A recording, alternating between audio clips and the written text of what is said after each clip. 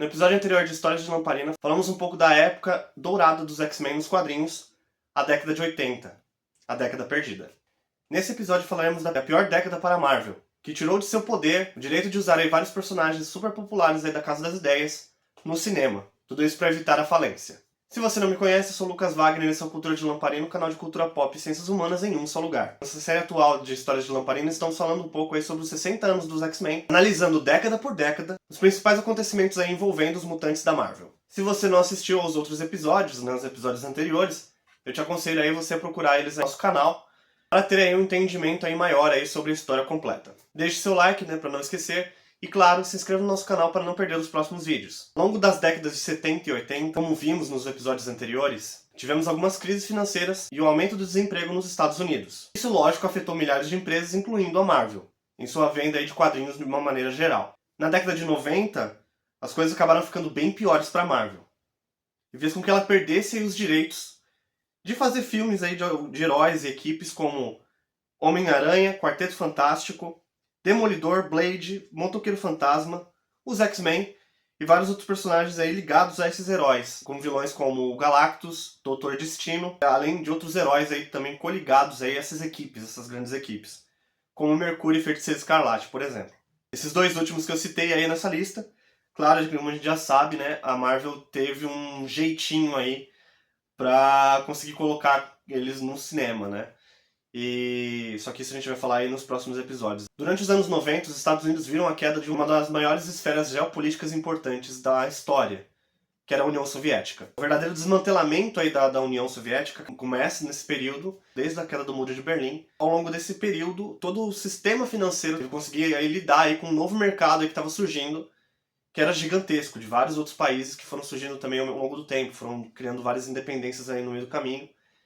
E da União Soviética saíram muitos outros países. Inclusive a Alemanha, que estava dividida em duas, né, entre a Alemanha do Ocidental e a Alemanha do Oriente, acabaram sendo fundidas, né, viram novamente uma Alemanha só.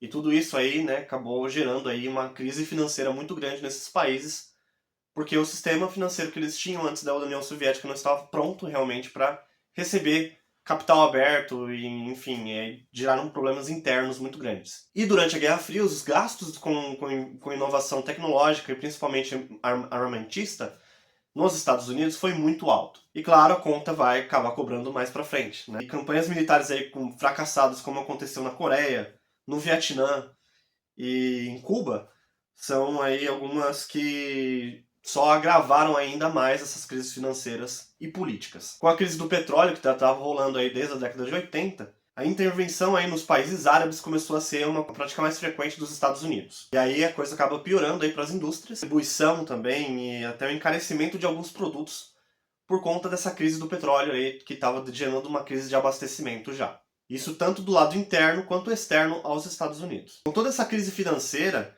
é claro que as famílias tiveram que fazer algumas escolhas aí para conseguir sanar aí algumas dívidas que elas estavam tendo. Então, logicamente, quadrinhos foi uma das coisas que ficaram para segundo plano. Eles acabam cortando, selecionando cada vez mais as histórias para poderem ler. A Marvel é diferente da DC, ela sempre foi vista como uma editora voltada para o público infantil.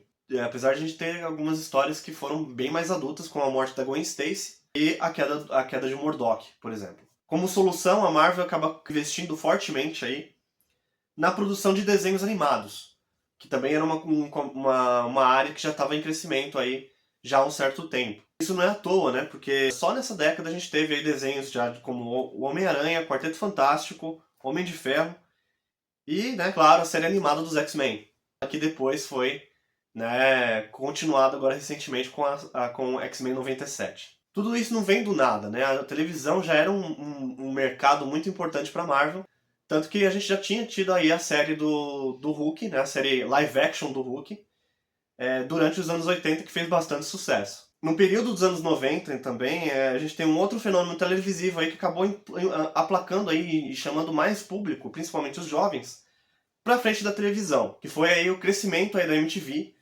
como gerando aqui quase uma nova geração, né? Uma geração MTV.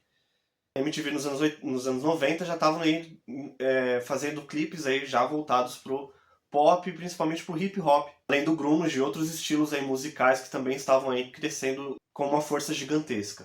O que a gente precisa sacar de todo esse processo é que a gente teve aí uma verdadeira revolução geracional. É nessa época que vai surgir a internet, os microcomputadores pessoais, celulares e muito mais. A Marvel então ela precisa se reinventar muito rápido em um momento em que está começando a crescer muita coisa em volta dela já está começando a crescer, então ela precisa se reinventar muito mais rápido do que ela estava acostumada. Lógico, acabou fazendo algumas escolhas meio polêmicas no caso dos X-Men. Durante o final dos anos 80, o Chris Claremont e o John Byrne já não são mais a dupla aí que vão chefiar aí os quadrinhos dos X-Men. E vão passar esse título aí para o Peter David, o Alan Davis, que ficaram encarregados dos roteiros, e o polêmico Jim Lee, para ser o quadrinista, para ser o desenhista aí dos quadrinhos da Marvel, dos X-Men. Que mais pra frente a gente vai descobrir, né, vai se tornar ali, né, um dos diretores da DC Comics. Durante os anos 90, os X-Men não tiveram grandes sagas, assim, de muito impacto, né? Salvo aí títulos como Excalibur, que tornaram aí a Rachel Summers, que já tinha aparecido já nos quadrinhos, que era filha do Ciclope, com a Jean Grey numa realidade alternativa e futurista, né, dos dias de um futuro esquecido. Uma hospedeira oficial da Força Fênix depois da morte da Jean Grey.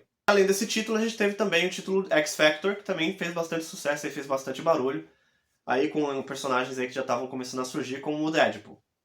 Mas nada que a Marvel tentasse aí conseguia realmente segurar aí bem os investimentos que eles estavam fazendo dentro da empresa. E até chegar em 1996, com dívidas que chegavam a cerca de 600 milhões de dólares. Pouca gente sabe também nesse período é que a Marvel tinha chegado a produzir um filme aí sobre os X-Men nessa mesma época, e que foi um verdadeiro fracasso. Ela acaba sendo forçada aí a vender tanto a empresa como um todo para a empresa aí que a gente vai falar um pouco mais pra frente, com mais detalhes, quando a gente for falar sobre a parte do cinema também. Então ela é forçada a vender os direitos de adaptação dos seus personagens para conter a crise aí e vendeu esses personagens aí entre os estúdios da Fox, da Sony e da Universal. Alguns ainda estão em direitos dessas empresas, inclusive, por exemplo, o Hulk ainda está sob o guarda-chuva da Universal.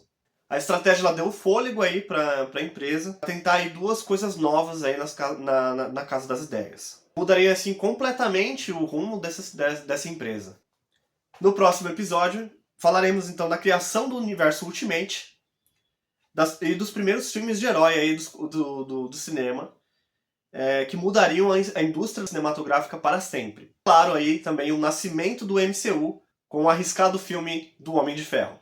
Nos siga nas nossas redes sociais, compartilhe esse vídeo e não se esqueça, talvez não sejamos um farol para o mundo, mas preservamos a fagulha do conhecimento. Tchau!